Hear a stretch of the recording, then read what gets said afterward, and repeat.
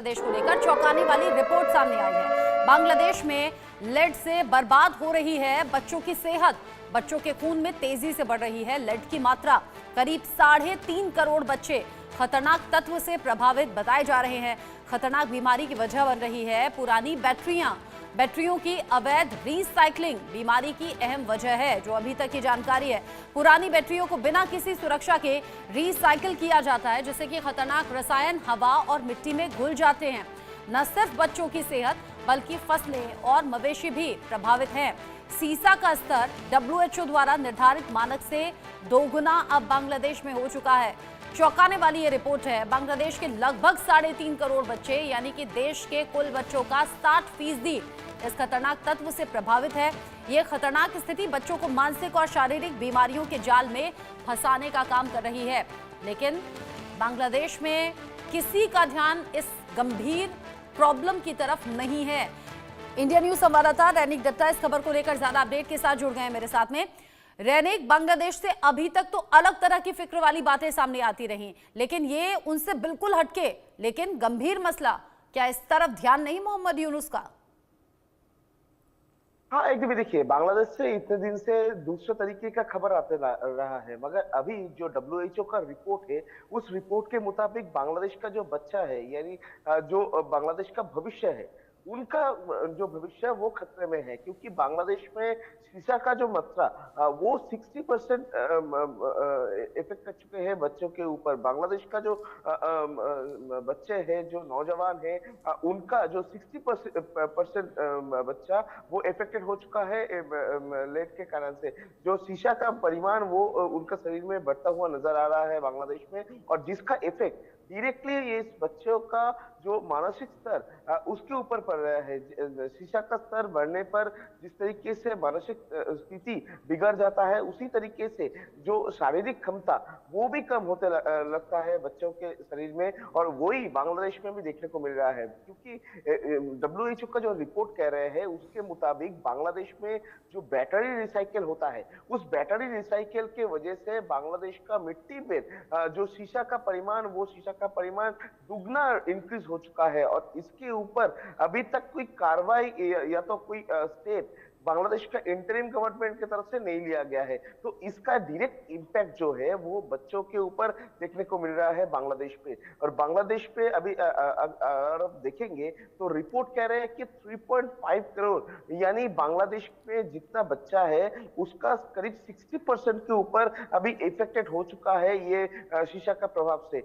जो उनका शरीर में जो लेड का परिमाण वो बढ़ता हुआ नजर आ रहा है। यानी बांग्लादेश के अंदर में दिन पे दिन बांग्लादेश के जो भविष्य, जो लोग बांग्लादेश को अगले दिन दिशा दिखाएगा, उनके ऊपर इम्पैक्ट आते हुए नजर आ रहा है बांग्लादेश का ये परिस्थिति। और इसके ऊपर अभी से ही कोई स्टेप लेना चाहिए इंटरिम गवर्नमेंट का, मगर इंटरिम गवर्नमेंट की तरफ से कोई इसके ऊपर ध्यान नहीं दिया जा रहा है, ऐसा ही रिपोर्ट के मुताबिक दिखाई दे रहा है। मगर दूसरी तरफ अगर देखा जाए तो बांग्लादेश में बच्चों के ऊपर ये इम्पैक्ट जो हो रहा है, इसके पीछे कारण क्या है?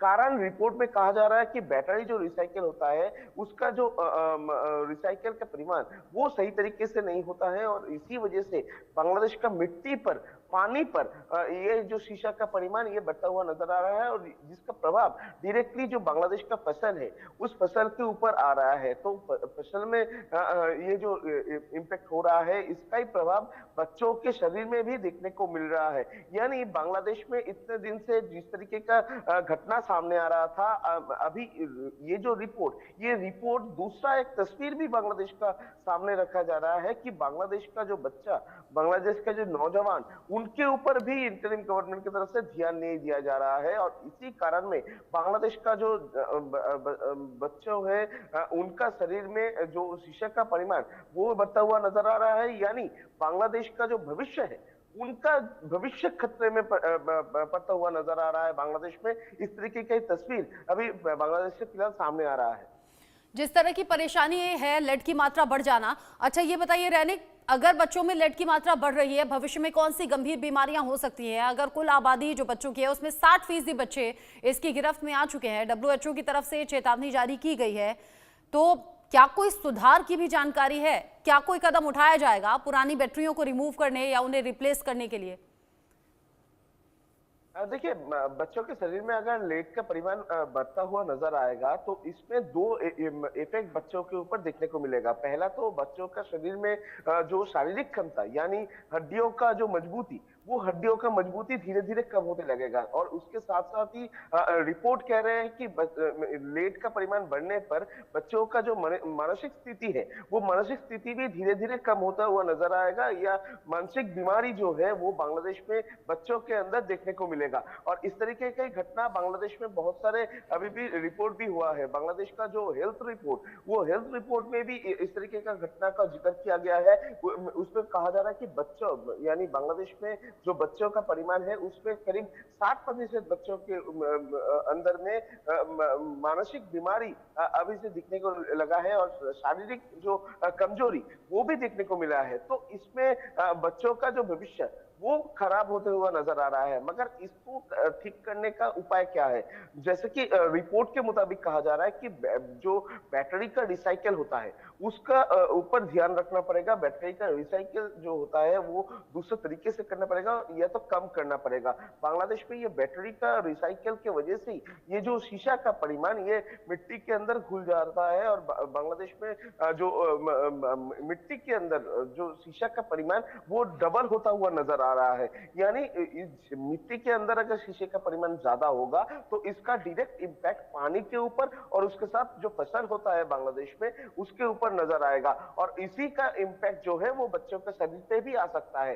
तो इंटरिम गवर्नमेंट को अभी से ही इस बारे में ध्यान रखना पड़ेगा, इस बारे में स्टेप लेना पड़ेगा। मगर अभी तक इंटरिम गवर्नमेंट की तरफ से कोई स्टेप नहीं लिया गया है इस घटना को लेकर। फिर अभी देखना पड़ेगा ये रिपोर्ट सामने आने के बाद इंटरिम गवर्नमेंट का चीफ मोहम्मद यूनिस की तरफ से कोई स्टेप लिया जाता है कि नहीं, बच्चों का भविष्य के लिए कोई जिम्मेदारी उठाया जाता है कि नहीं, इसके ऊपर भी ध्यान रखना पड़ेगा। ठीक है, नजर आप बनाए रखिएगा। रैनिक दत्ता, बहुत शुक्रिया आपका ये सभी जानकारी दर्शकों तक पहुंचाने के लिए।